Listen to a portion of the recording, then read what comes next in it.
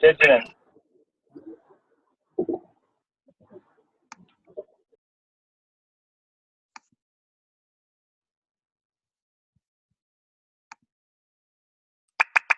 Namo Doi Savayantam, Namo Doi Savadam, Namo Doi Savayiriyam, Namo Doi Savajayam, Namo Doi Savatrikavati Savanam, Omkaram Sanyam Jayanti Yogina, Kamadam Okshadam Sri Omkaraya Namo Mangalam Bhagavan Mangalam Ukanovi, Mangalam Kunkundari Ujendra Mosu Mangalam Namasanaripada. Swanubhutya Chakasti Swadhay Bhavaya Vivaha Nirusnidata. Okay. Om Namo Loya Sarvatrikavarti Arantanam. Om Namo Loya Sarvatrikavarti Siddhanam. Om Namo Loya Sarvatrikavarti Aryanam. Om Namo Loya Sarvatrikavarti Ujjanam. Om Namo Loya Sarvatrikavarti Savanam.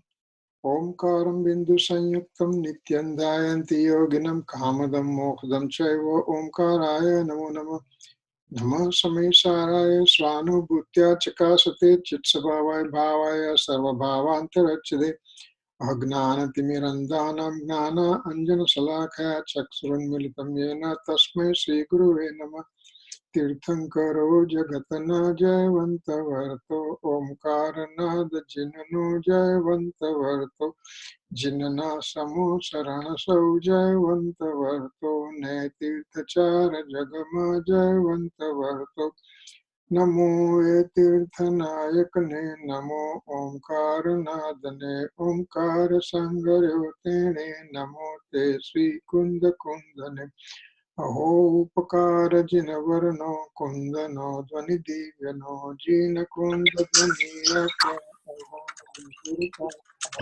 Aho Bhagavati Mata Dhruva Achalane Anupamagati Pamela Sarve Siddhane Vande Kaho Sutta Kevali Bhasita Asamaya Prabhrata Hare Om Eka Suddha Sada Arupi Jnana Darshanamaya Khare Kai Anyate Maru Jari Paramatra Nathi Om Namah Siddhevyo, Om Namah Siddhevyo, Om Suddhatmane Namaha. Jai Jindra, everybody. Jai Jindra, uncle. Jai Jindra. Jai Jindra, uncle. Jai Jindra. Okay. Okay, so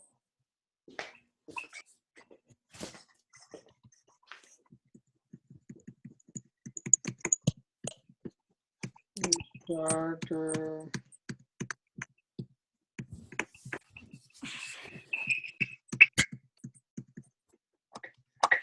Last time we were talking about the universe and how in each space point all the 6 substances are represented.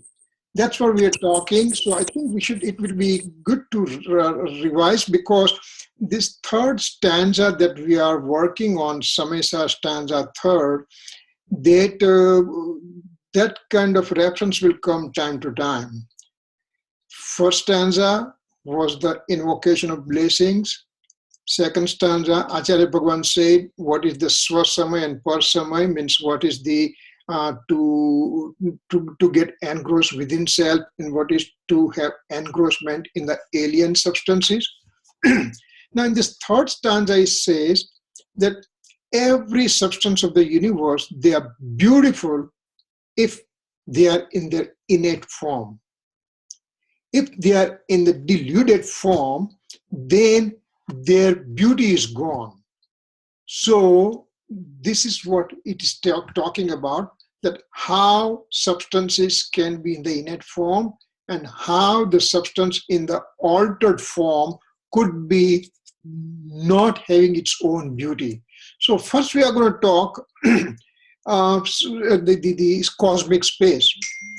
Cosmic space is innumerable space point. If we take the whole cosmic space, and cosmic space means 7 hells, 16 heavens, earth, and all kind of things, plus all the galaxies that we see, infinite sun system we see, all those things are considered in the cosmic space. And if that cosmic space, if we divide, let's say this is a book. If I divide into this book into 2, and then further into 2, and further into 2, and when the smallest possible point comes in which I cannot divide further, and the space occupied by that smallest point is called one space point. And so cosmic spaces innumerable space point. Think about it. The room I'm sitting has tons and tons and tons and tons of those space points. Now we are talking whole universe, whole galaxies, and all intergalactic space, and all kind of things we are talking, and we are talking, saying that there are innumerable space points only. What is this thing? What does it mean? Well, remember, asankhya, innumerable space point, can be divided into innumerable things. For example, if I give a 2-digit number, and what is a possible total combination in these 2-digit numbers I can get? So I can get from 10 up to 99. So 99 minus 10 means I have possible 89 combinations can occur for 2 digits number. So when I say 2-digit, it could be 10 or it could be 99. When I say 3-digit numbers, then it goes from 100 all the way up to 999. Means 899 possible combinations of the 3 digits can occur, and so is 4 digits and 5 digits and 7 digits and innumerable digits and infinite numbers. So infinite numbers, if I want to divide them, I mean, there's a possible combination and permutation, it could be infinite in number. Same way, this innumerable space point, if I try to take the possible permutation combination, then there are millions and billions and trillions of possible combinations can occur. So these are the smallest possible point. Now, you know, if somebody is really interested, we can go through this one in a really big exercise, and we can find it out exactly how one can arrive to this innumerable space point. But it is for our own sake right now, as long as I know that a cosmic space is innumerable space point, then it suffices my further discussion, my further understanding. So let's see the next. So souls are infinite. Anant, there is spelling typo here.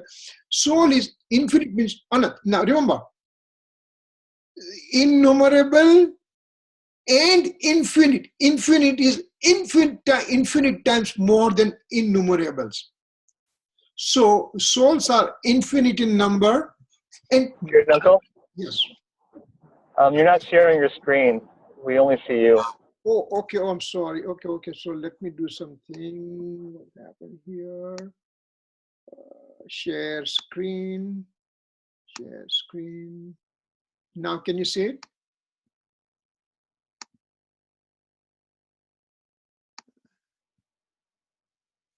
Yes. Yeah. Okay. All right. Good. We see it. All right. Okay. Now we can see it, right? Okay. So soul has where was that? Okay. Cosmic space has innumerable space points. Then soul has infinite space points.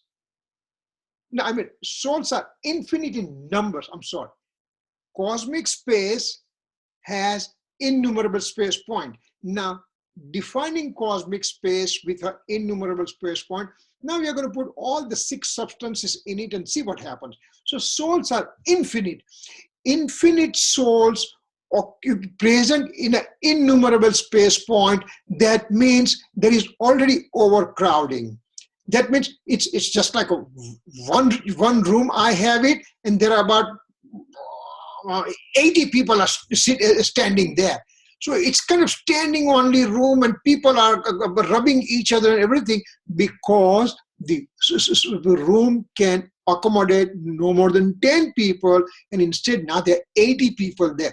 So there is lots of overcrowding. Here, souls are infinite in the innumerable space points of the cosmic space. So already souls are kind of crunching together.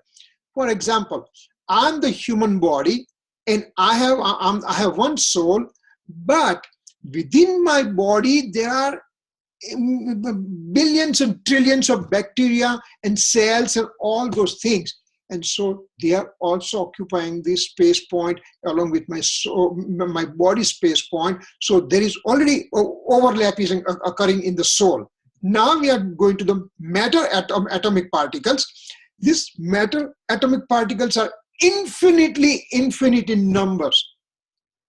Souls are infinite, but matter particles are infinitely infinite, and they are just staying in the innumerable space point. So there is a huge amount of overcrowding is occurring in the space points of the cosmic space. Now, medium of motion is 1 unit. It's only 1 unit, but it encompasses the whole cosmic space. Means every innumerable space point of the cosmic space, medium of motion is touching those space points. So every innumerable space point, medium of motion is present. Similarly, same thing is medium of rest. It's a 1 unit, but it's covering the whole cosmic space. So medium of rest occupying each and every innumerable space points of the cosmic space. Then we are talking space, Akash. Akash is 2 types, cosmic and transcosmic, and again it's a 1 unit. So again, the cosmic space will be occupying each and every space points of the cosmic space. And last is time. Time particles are innumerable in nature, and their number is exactly the same as a cosmic space innumerable space point. So each and every space point of cosmic space, 1 time unit is sitting there. So now 1 time unit is sitting in each and every space point. The space also is touching each and every space point. Medium of motion, medium of rest, they are also touching each and every each and every space point of the cosmic space. And souls are infinite, and matter particles are infinitely infinite. And so there is overcrowding. That means in 1 space point of this cosmic space, all the 6 units are presented. They are present in they are present together in 1 space point. How long they are present that way? They are present since time infinite. Even if they are present since time infinite, they do not lose their own characteristics, because soul can never become matter, matter can never become soul. Me as a soul occupying body since time infinite. Did my soul become matter? No. Did the matter particle become soul? No. Even though they remain in the same space point, they remain there, they maintain their identity. For example, in this room, there are 10 different light bulbs are there, 10 different color light bulbs are there, and all those light bulbs will be occupying the same room area, same volume of the room, and they will throw the light, and each and every part of the minuscule part of the rooms, cubic centimeter, cubic millimeter, cubic nanometer, cubic picometer, cubic whatever those meter we have to say, that light element will be present in all those space points of the room, but red will maintain its red color, blue will maintain its blue color, yellow will maintain its yellow color. So that way, in spite of occupying same space point, they maintain their individuality. So this is what we are talking in the space also. So this is our universe. This is the Lokakash. This is cosmic space, and that's an innumerable space point. And in the innumerable space point, you have infinite souls, infinite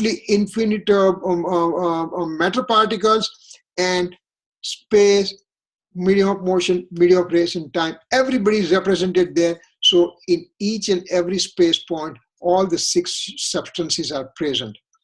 Now we are going to the touch sensation, because that hot water example we took last time, and I am pretty sure that it was not, we were kind of at the end of the session and I was not able to complete. So we are going to touch sensation, for example. Touch sensation is of 8 types. Touch means the matter particles has a touch, taste, smell, and all those kind of attributes are there. So matter particle is a touch sensation is there, and there are 8 types: cold touch, hot touch, dry touch, oily touch, hard touch, soft touch, light touch, and heavy touch. So these are the 8 types are there. That means a given matter particle can be, by its own characteristics, it can be in the cold, it can be in the hot, it can be dry, oily, hard, soft, light, heavy, whatever. So any of the 8 things can be present in a given matter particle. Having said that, now that we are talking about different things, that every substance stays within its own quartet. Swachatushtay. Own quartet means it is own 4 types. Every substance stays within its own 4 types. What are those 4 types? This quartet is a substance, area, modes, and attributes. Dravya, kshetra, kal, and bhav. This sentence will be repeated many times in Samaysar. Swachatushtay. Swachatushtay means every substance has the work is cut it out for every substance, that they have limitation to work in a certain place only. So they can have the sole substance cannot work besides its own substancehood. Means, let's consider me as a sole substance. If I'm the sole substance, then my sphere of influence will be limited to my area that I'm covering, my volume that I'm covering. So this quartet is substance. Then area means there is a particular area is occupied by that substance, and his sphere of influence will not go beyond that. The modes means my mode of pure mode or impure mode, but it will be my mode, and I will not do the function of somebody else. And same thing is an attribute. If I have the attribute of knowledge, I have the knowledge attribute. If a matter particle has a attribute of touch, taste, and smell, and etc., then they will have their own attributes that way. Their sphere of influence is decided that way. So every substance works in its own quartet, and no other substance can interfere in the working of a given substance. If I'm working, then this piece of paper cannot do my work, and when this piece of paper are doing their own work, I cannot interfere in their work. So every substance, in spite of every space point of the cosmic space having all 6 universal substances present, since time infinite, there is already overcrowding, and with that overcrowding also every substance maintains their own individuality, and they keep on working within their own sphere of influence of substance, area, modes, and attribute. So this is kind of this is the crux of this second stanza, that it just says that even though even though every substances are present in that given space point, since time infinite, there is too much overcrowding, but still they do not lose their individuality, and they maintain their sphere of influence of certain area on certain types only. Now that we are talking, water is hot. Yes. Is this where it's established in this third verse that one substance can do nothing to the other? Yes, because one substance's sphere of influence is its own substance, own attribute, own modes, and own area. So me as a soul, I have my own substance. I can't. My sphere of influence is limited to that substance, limited to my own attributes, limited to my own modes, and how much area I'm covering. That's all will be my influence. I will not be exert influence on the other substances. So that's what. So this is very important. This is an important sloka. This is very, very. This is so microscopic. But if we understand this point, the take-home message that every substance is independent. Every substance maintains their individuality. Nobody loses their characteristics. Remember, each substance. For example, I say that I did the work for Ankit.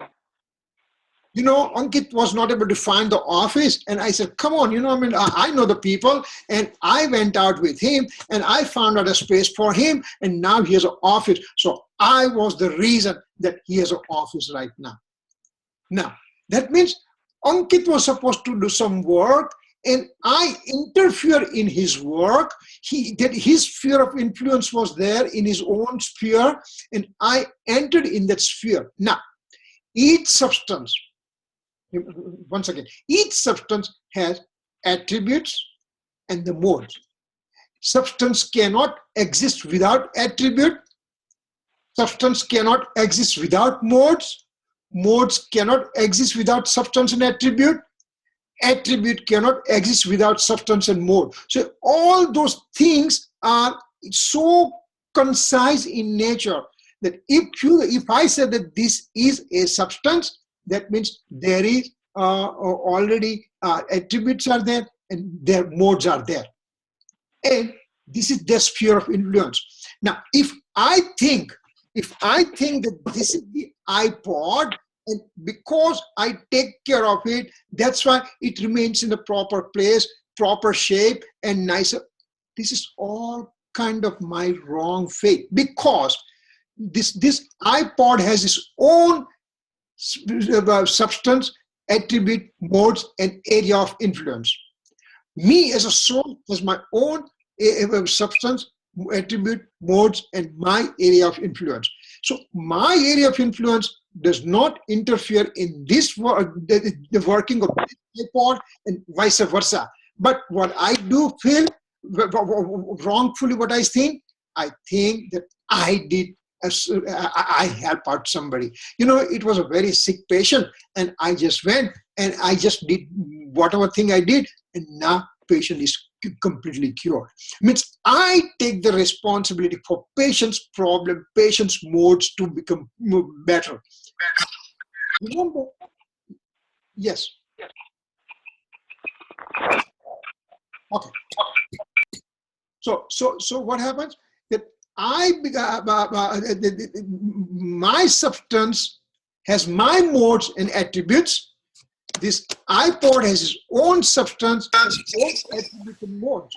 Now, yeah, Chirag, you have a question, Chirag? Oh, yes. Yes. This area of influence, can you clarify? So my question is, we said one cosmic space point has all of the 6 substances in that point. Yes. So they all share the same area of influence at that point. No. Remember, this is the one area over here, and the soul is here, right? But soul's substance, soul's area of influence does not go beyond its own substance, even though soul and the matter particles are together right now. Let's take our own body. Body and the soul are occupying same space point, but soul's influence is up to soul's substance only. Soul's influence will be up to soul's attributes only.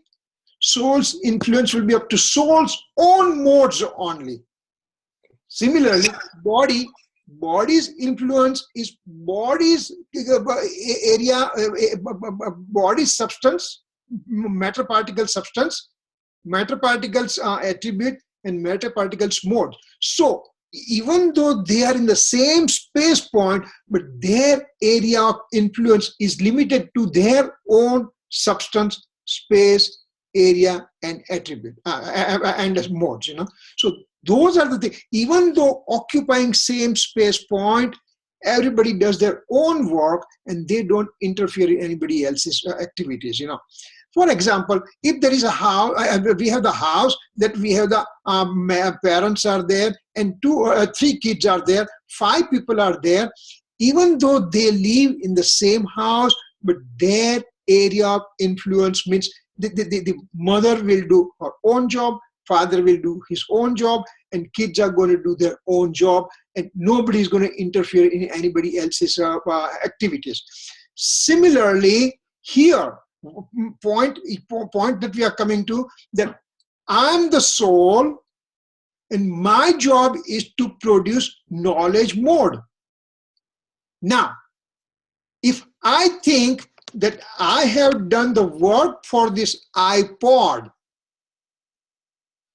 means I created iPod's mode. What happened to the iPod's its own mode at that time then? Was it not there? If iPod's mode was not there, then iPod's attributes are not there. Attributes are not there means substance is not there. That means there is going to be the demise of the iPod as a substance. iPod, we are talking iPod, but there are infinite particles are there. But so a given particle will be lost. Now, if one particle can get lost, then in infinite times, infinite particles can get lost. And so there is going to be total vacuum in this universe. But it has never happened.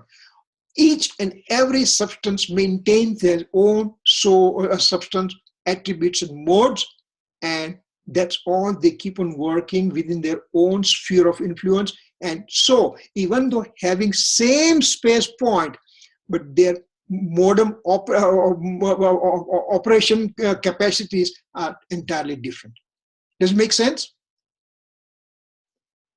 Okay. Yes. Okay. So now we are coming to this water.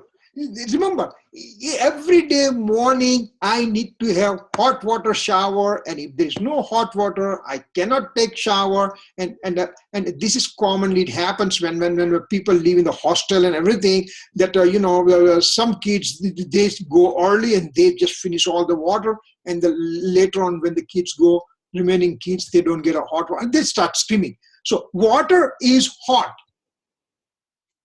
Here, water is hot. Now, remember here, see, the water can be in a cold water. Here, Uncle? Yes. Excuse me. What slide number is this? This one, let me see. Water is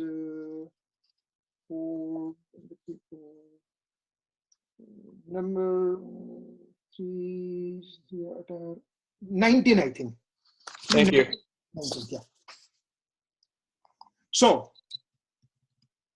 water can be hot, cold. So water as a matter particle can be hot or cold by its own characteristics. So here we just say water is hot. Why did the water become hot?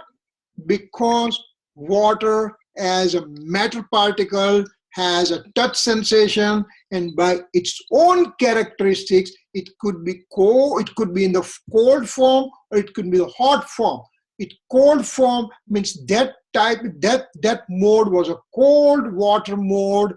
Hot mode, that means the water's hotness was that time mode accordingly. So water is a substance, and so water also has a modes, and each mode is predetermined, predestined. So it is going to, at this particular moment, this water is supposed to have a hot mode. That's it. Now, then what did we see as an instrumental cause along with this hotness of the water? The fire was an instrumental cause. Fire has its own quartet. It is its own sphere of influence. Water molecule has its own sphere of influence. Water's mode was supposed to be hot right now.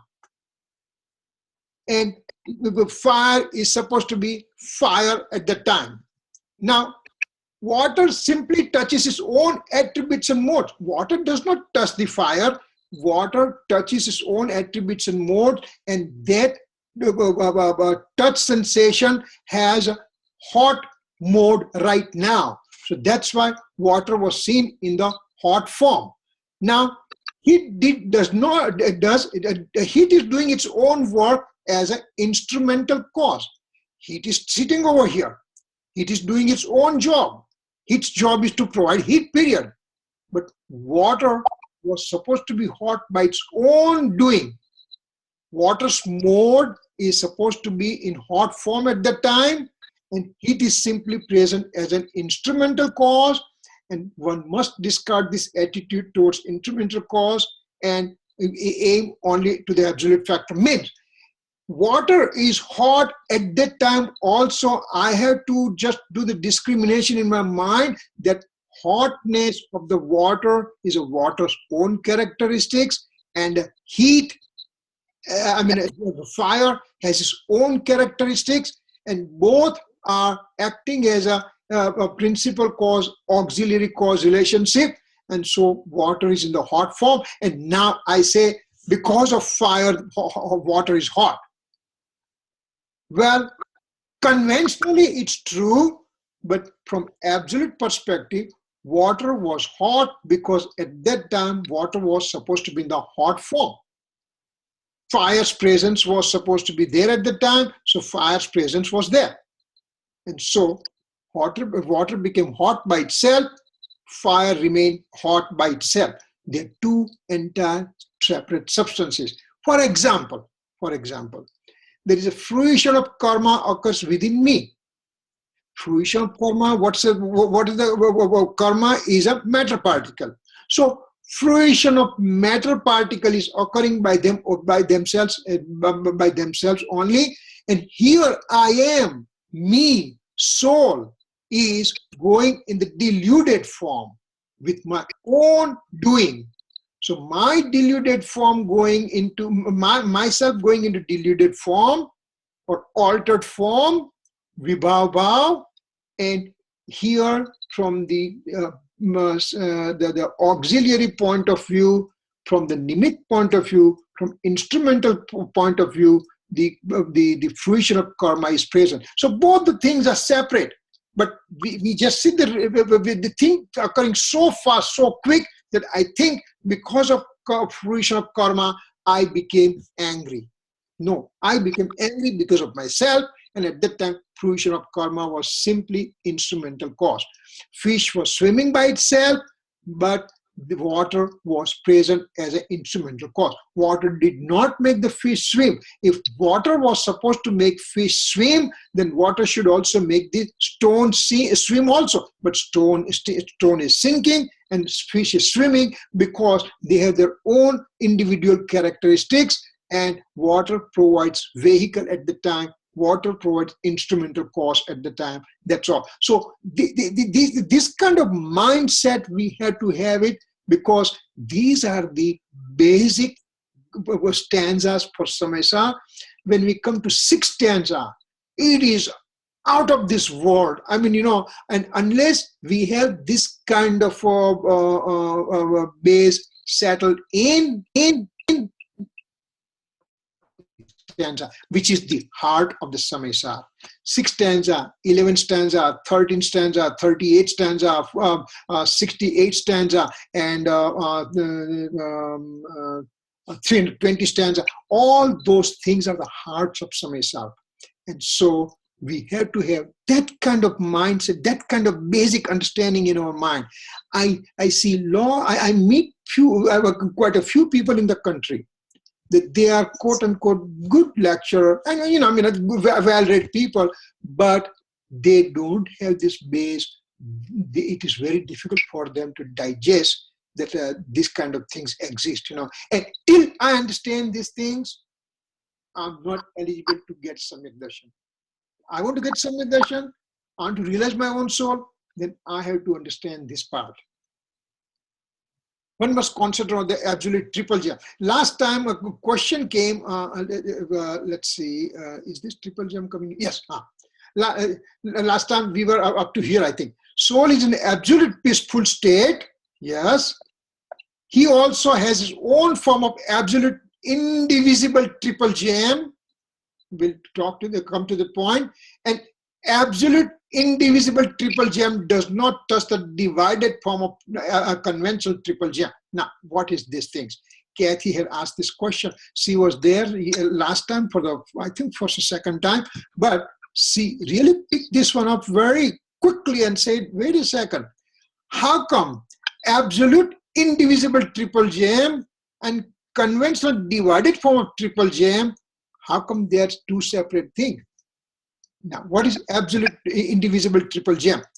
Samyak darshan gnan charitrani hi moksmargaha Tattva Sutra, chapter 1st and stanza 1st. It just says the unity of Samyak darshan, Samyak gnan, and Samyak charitra, unity of right faith, right knowledge, and right conduct. Unity is indivisible triple gem. Now, when we say indivisible triple gem means I cannot take right knowledge out of this indivisible triple gem. I cannot take right conduct out of this. There are not three different modules that you can take it out and put it back, whatever. If you take this right faith out, everything else will come out.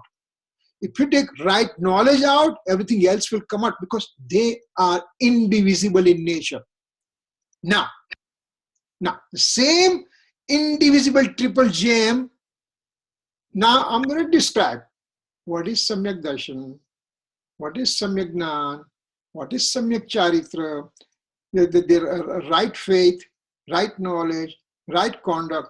Right faith has 8 parts, 8 pillars that on which the right faith is standing. Right knowledge has 8 pillars on which right knowledge is standing, and right conduct has 13 pillars on which right conduct is standing. So when I'm describing this one, I'm dividing them. Then I'm just telling you that, okay, this is Samyak Darshan, this is right faith, this is right knowledge, this is right conduct. So when we are deciding, when we are talking, when we are explaining in divided form. For example, let's say that I had a nice dinner. And I just said, it was a totally fantastic, great dinner. And then you say, but what does that mean? Well, when I was eating the dinner and I was enjoying the dinner, I was enjoying the dinner as a whole. I was not dividing that how much salt is there and how much sugar is there. I was just tasting the food and I'm enjoying as a whole thing. But you just say, what does it mean? What does it mean? Can you explain how great the dinner was? Well, there was bread was there, and bread was freshly made was there. There was dal was there, and super dal was there, and the soup was excellent, and the soup had a saltiness and sourness, and it was yellow, and all kind of things. You are describing the indivisible nature of the food that you enjoyed as a one unit. Now you are dividing and talking about it. Now, if I'm dividing and talking about it, and you take only that part, that dinner means salt, dinner means sugar, dinner means water, dinner means sour, that does not make you enjoy the dinner. For enjoying the dinner, you have to take the indivisibility of all the ingredients. So over here, what happens? When we describe some right faith has 8 pillars, then we just said, okay, this is Sankarahit, Ashankarahit, Nirvichikitsa, Amurta, all those things. When I'm dividing and I'm just getting stuck on those divisions only, that is called conventional triple gem. That is called divided form. And when it's divided form, will not give me experience of the things as a whole. I want to experience as a whole. So when you talk about right faith, the experience cannot be explained. So Acharya Bhagwan will make the divisions, and he will say, right faith has 8 pillars like this, and that. Right knowledge has 8 pillars like this, and that. Right conduct is 13 pillars of this kind. So they describe those, but when I get stuck on those divisions only and do not progress to achieve the same indivisibility, then those conventional triple gem will not take me nowhere. Here, Uncle? It becomes kind of information only. I want to eat that dinner. Okay, you describe everything about dinner. So I will go home, I will prepare, and I will enjoy the same dinner also. Here, Uncle?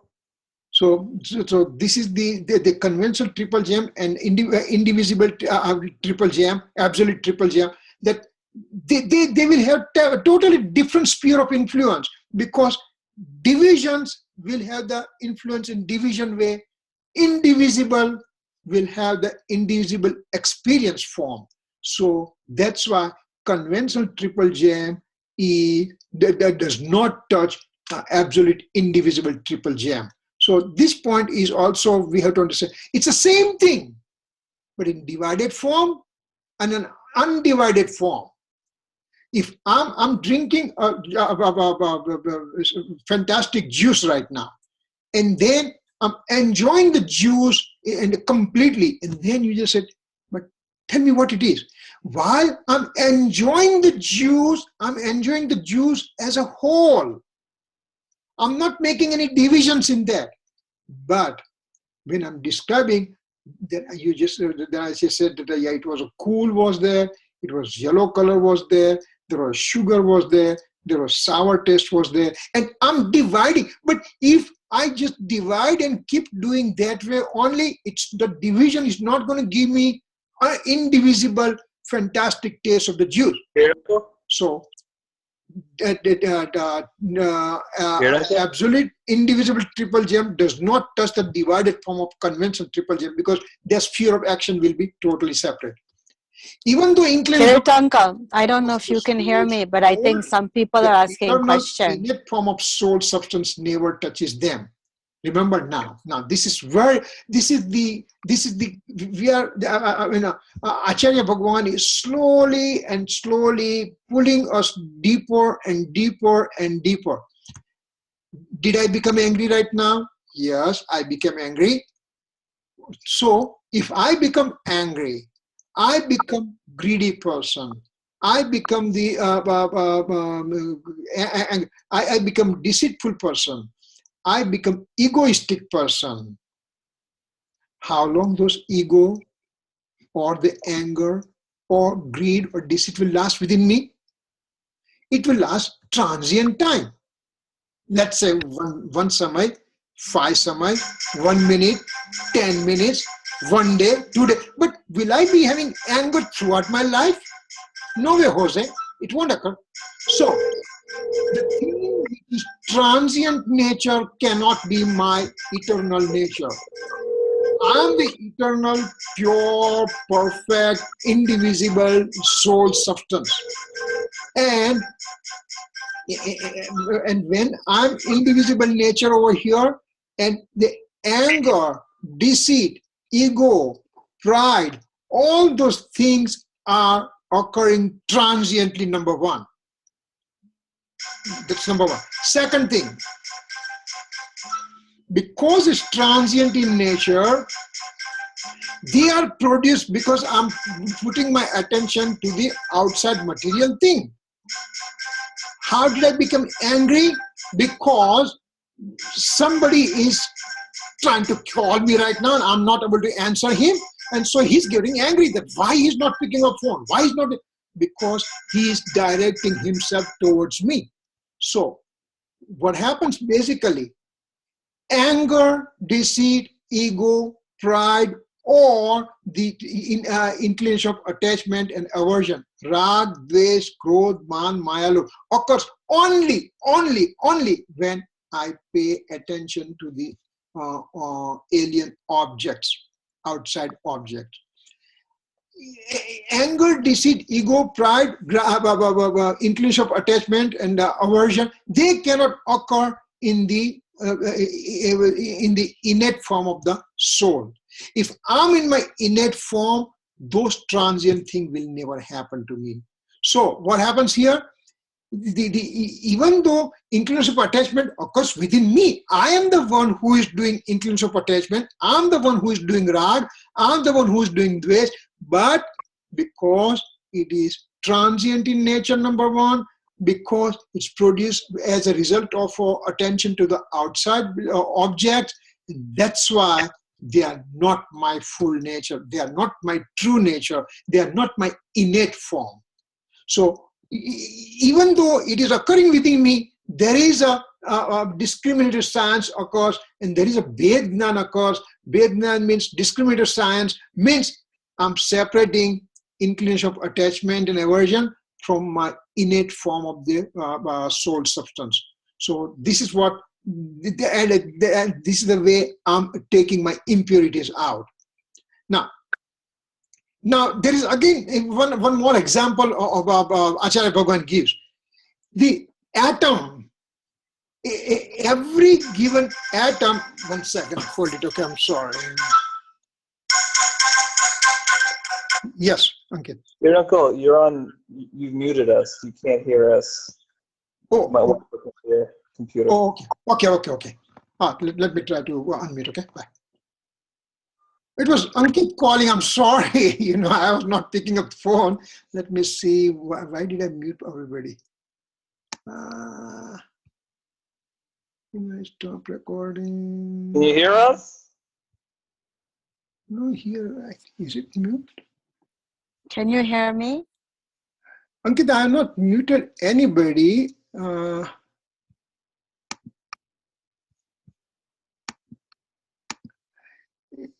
Unmute, okay. Hello?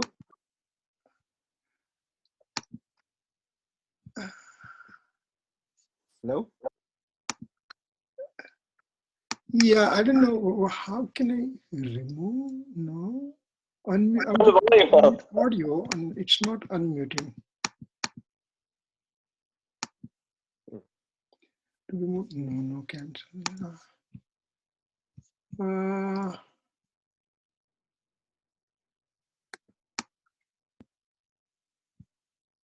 me see. When I invite, stop recording. Audio conference. Do it. This mic can speak.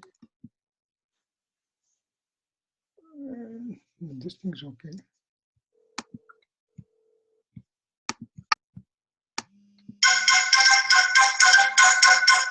Yeah, okay. Why don't you turn your speaker volumes up a little bit? Maybe you Okay. go really good. Okay. All right. My speaker is full right now, Output volume, I can increase output volume. Can you hear now? Can you hear me, Uncle? I can hear you right now. Yeah. Okay, so that means it must have worked, that speaker volume. Oh, okay. Built-in. Why don't you try Ankit? See. Okay, now I can hear you now. Yeah. There was some problem was here. Okay. Can you hear? Can somebody speak to me? Hello? Yes, I can hear you. Okay. Okay. Yes. Okay. All right. Okay. So let's start again. I'm sorry. Kirit, Uncle, now you can hear us. I have a question. Yes. Go ahead. You mentioned a few words, Nishanka, Nirvichikitsa. Yes. Those I don't know what they mean. I've heard them before. Okay. Are they coming up later? Oh, yeah. Because when we come to, I think, you know, what it is that these are the words coming, and maybe it may not come. I mean, when we are going through Samaysar, the way Gurudev has spoken, it may not be there. But what we'll do next week, we will take those eight pillars of the Samyak Darshan also, you know. So that way, we will be taking shorter subjects we are going to take in between. So that way, we will know it. We will have a better idea where we are heading for, you know. Okay. Okay. Okay. So here we are. Let's see. Okay. All right. Let's see. Let me take this thing out. Okay. So now they are talking about atoms. Now, again and again, Acharya Bhagwan gives us different examples to make sure that the principle, the absolute thing, we understand properly. So here it says, one atom can have a twofold stickiness characteristics. Remember that on the atom, on the water thing, before we talk about water, hot, cold, sticky, dryness, oily, and all those kind of 8 types of taste are there, 8 types of touches are there. So a given atom can have a twofold stickiness characteristics. So let's say that this is one atom and this is another atom. So this atom has a twofold stickiness characteristic. This atom has a fourfold stickiness characteristics.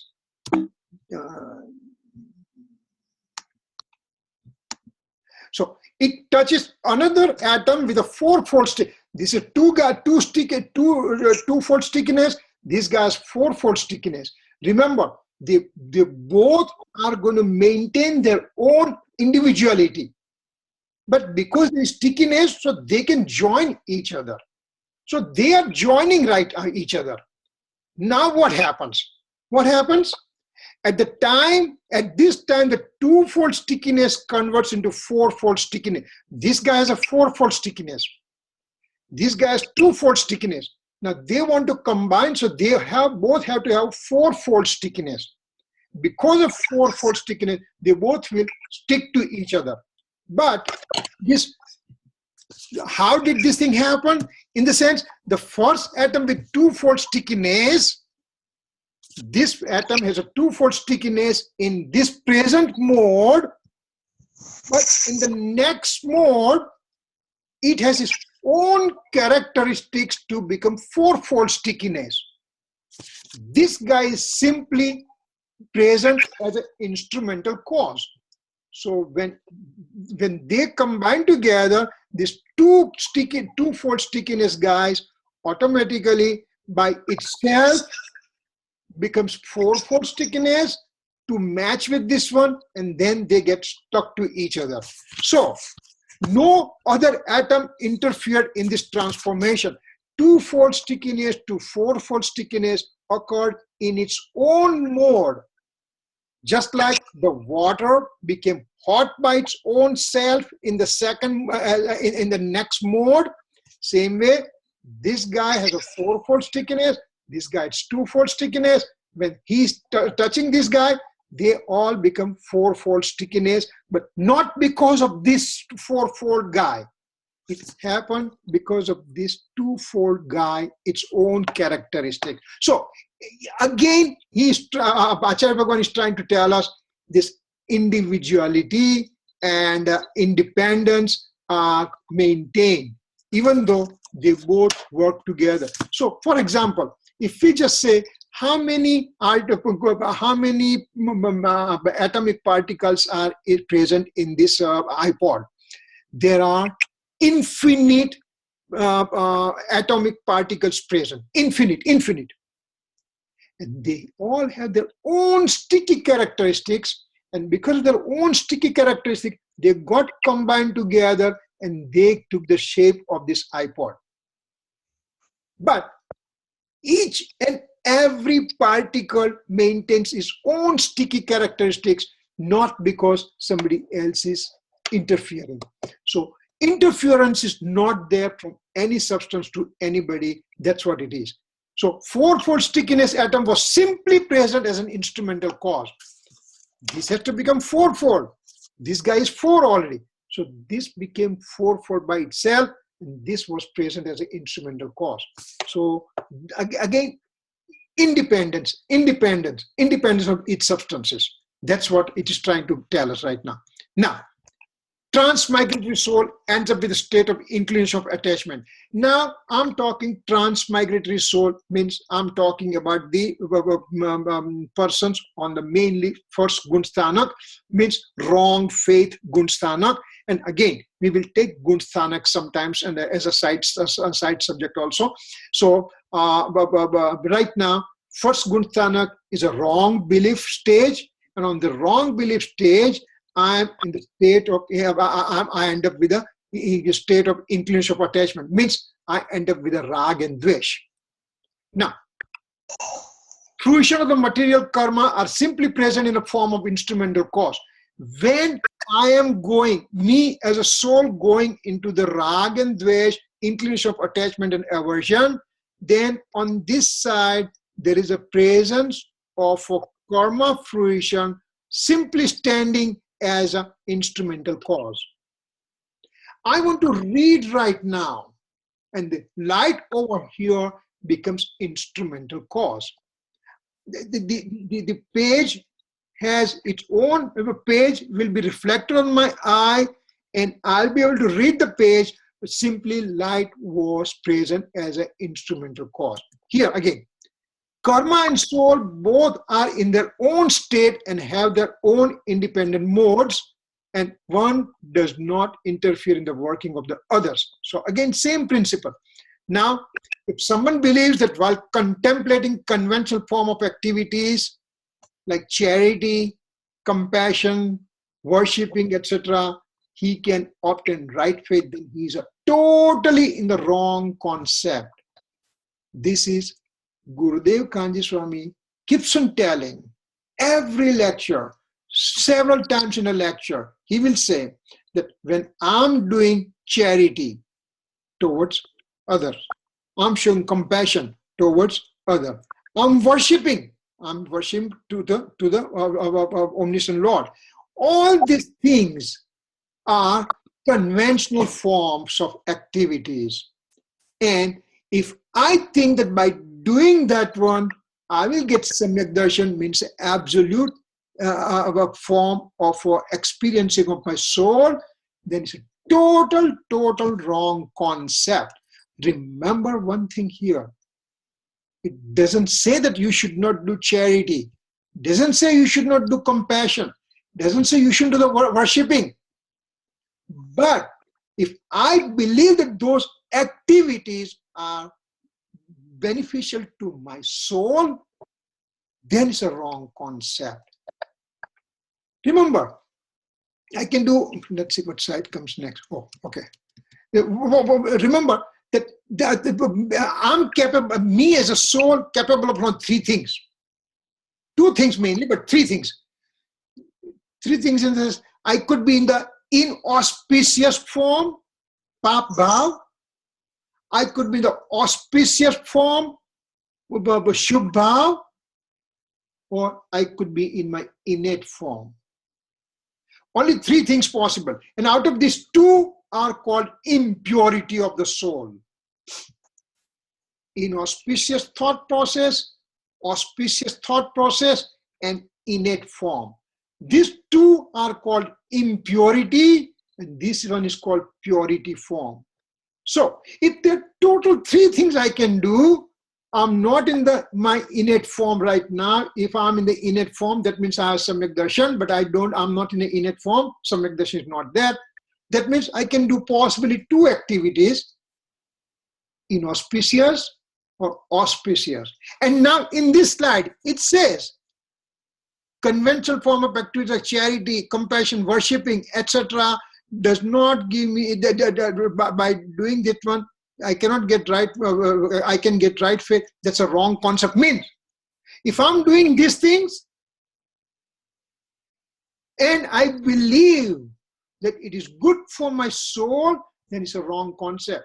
But I can do only these two, auspicious or inauspicious. I don't want to do inauspicious. So ultimately, I'm going to do the auspicious activity. But this auspicious activity will lead me to right faith, will lead me to Samyak Darshan, will lead me to self-realization. Then that concept is wrong. I have to remove my concept first. So what I'm doing right now, I'm not trying to work on my concept, and I keep on running after doing all this activity. Hey, because I donated $100,000 to the temple today, or I had a compassionate feeling, or I'm doing so much worshipping. I 3-4 hours a day, I'm being in a temple, I'm doing bhakti, puja, swadhyaya, and all the things. And all those things, what I'm doing, and I think that I'm doing something good to my soul. That concept I have to reduce. That concept I have to break. That's a wrong concept, and I have to break that concept. So all the efforts in the beginning should be to break that concept. While I'm on the process of breaking this concept, naturally I'm keep on doing charity, compassion, worshipping, swadhyaya, study, and fasting, and all the things. I keep on doing those things. There's nothing wrong doing those things, and that's what we have to do. But this is not my cup of tea. Means it is not going to take me to Samyak Darshan. It's not going to take me to liberation. That concept I have to break. Now, soul has independence. Take 5 minutes. Soul has independence, whether it wants to be in deluded state or in its state. Soul is its own independence right now, right? Now, someone wrongly believes that an act can occur with principal cause as well as instrumental cause. I also believe that, the principal cause also can do the act, and instrumental cause also can do the act. That's a wrong belief. They believe that this kind of belief is multiplicity point of view. Lots of people will say, well, this religion is also good, this religion is also good, because we are Jains and we believe in multiplicity point of view. So everything, no, that's not right. You have to be discriminative. You have to know what is right. You have to know what is not right. And you accept what is right and discard what is not right. So this is not a multiplicity point of view. It's a wrong concept. Real multiplicity point of view means act is getting done by principal cause only and not by instrumental cause. Remember, multiplicity point of view has a very deep meaning and very, very unique definition. In a given substance, two opposite forces present at a given time is called multiplicity point of view.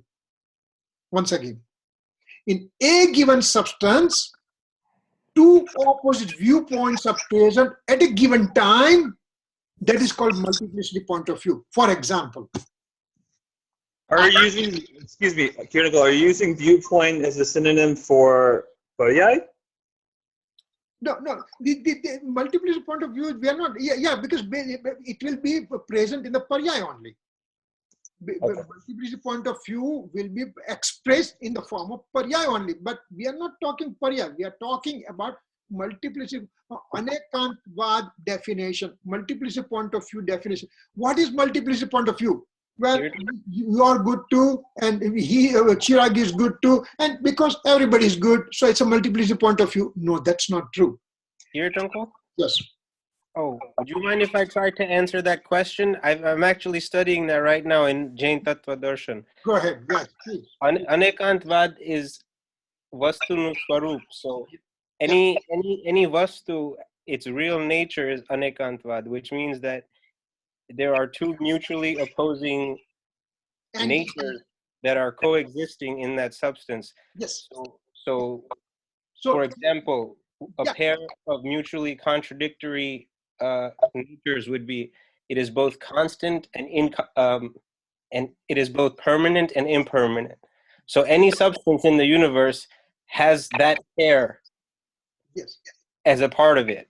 So like the soul has it, and we call the constant part dravya, and we call the changing part paryay, as well as any matter particle will have that. But there's many mutually contradictory natures that besides those two. There's something else called tat and atat. I don't know what that is. Yeah, but there's a whole list of them. Yeah, that will come later on. But and what you said is absolutely right. For example, I'm the man. I'm the man, and I'm not a woman. So man is a one form. This man and woman are two contradictory things present in a given substance. That's called multiplicity point of view. Another one, that soul is a permanent and soul is transient in nature. Soul is permanent from substance perspective. Soul is transient from modal perspective.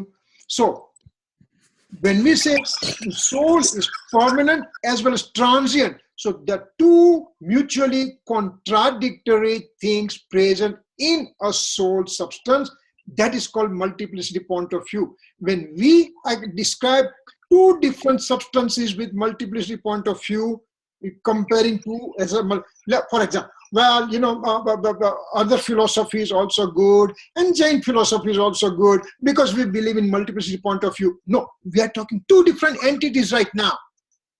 That's not multiplicity point of view. It should be one unit with two contradictory things present, and that is multiplicity point of view. So Kirit uncle, yes, could I ask? Well, not a question, but so it seems to me that there's a theoretical approach to the definition of anekantavad and a practical one. In the theoretical one, we say a vastunu swarup has two contradictory natures in it.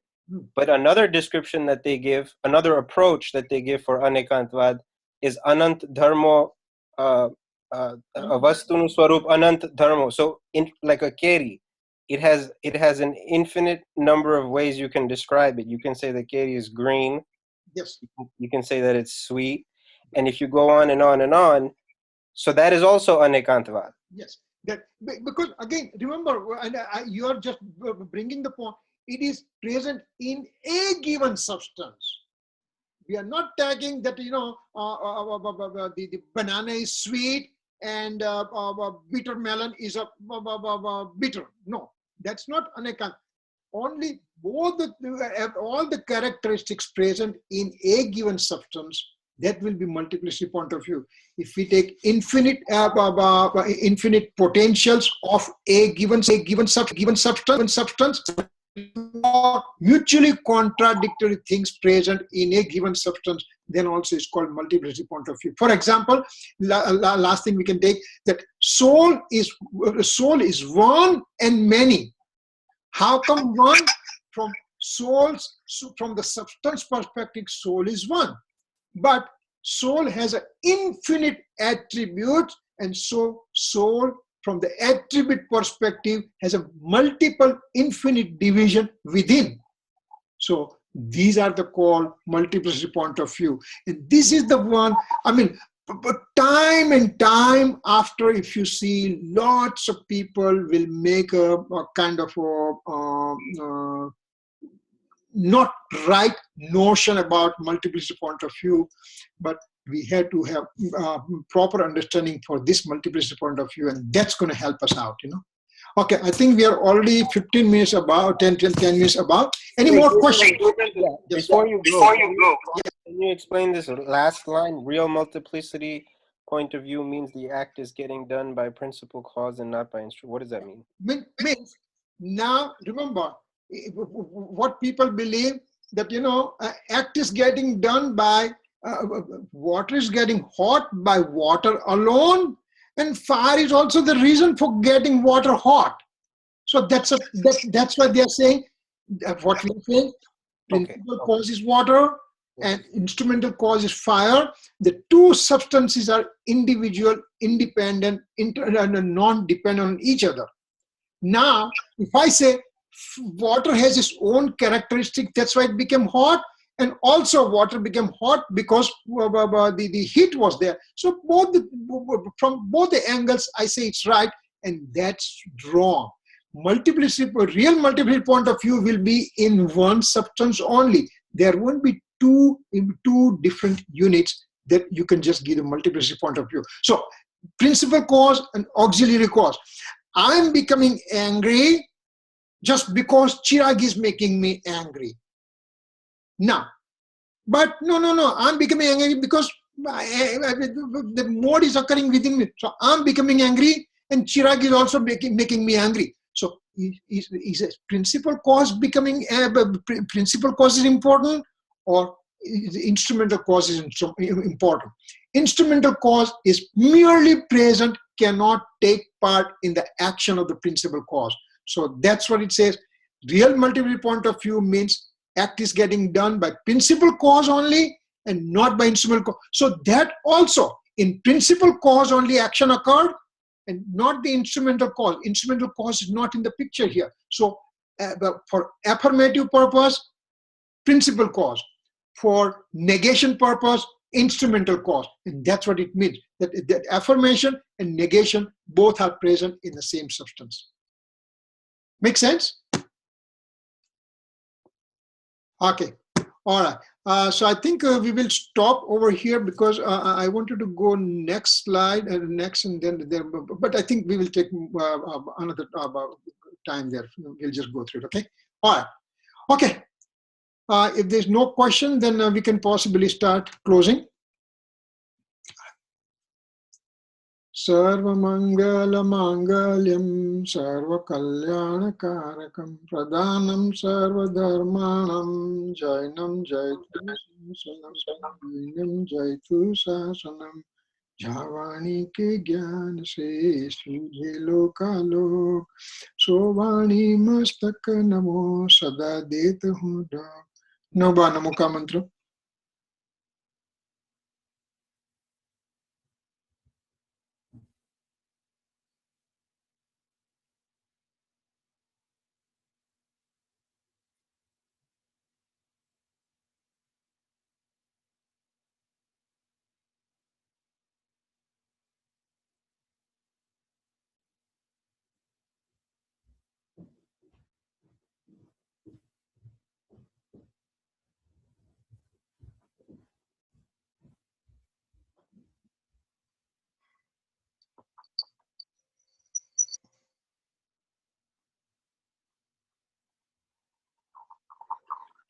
Jai Chandra. Jai Chinandra. Jai Chandra. Thank you, Ankang.